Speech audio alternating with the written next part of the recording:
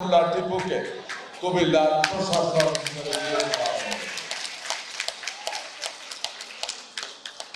আমি বিশ্বাস করি ইউসুফ মোল্লা টিপু কুমিল্লার মানুষের মনের কথা বুঝবে, কুমিল্লার যুব সমাজের মনের কথা বুঝবে, কুমিল্লার বয়স্ক যারা আছেন তাদের মনের কথা বুঝবে, ব্যবসায়ীদের মনের কথা বুঝবে, যুব সমাজের মনের কথা বুঝবে, জেনজিদের মনের কথা বুঝবে। যে কারণে মাননীয় প্রধানমন্ত্রী তাকে দায়িত্ব দিয়েছে।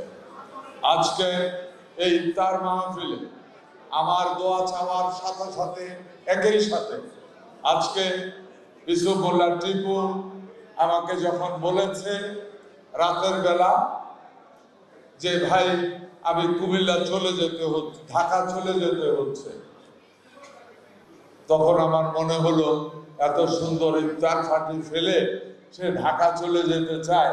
আমি আর জিজ্ঞাসা করি নাই যে ঠিক আছে ভাই আমাদের খাওয়া দাওয়া ঠিক আছে তো, বলে না ওইটা ঠিক আছে, হ্যালো ওকে হবে তাইলে যাও।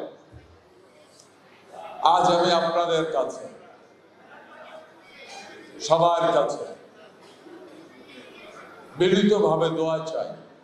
দোয়া চাই আমার জন্য, দোয়া চাই ইউসুফ মোল্লা টিপুর জন্য, দোয়া চাই জনাব তারেক রহমানের জন্য, দোয়া চাই এই সরকারের জন্য, দোয়া চাই জাতীয়তাবাদী দল বিএনপির জন্য, দোয়া চাই 18 কোটি মানুষের জন্য।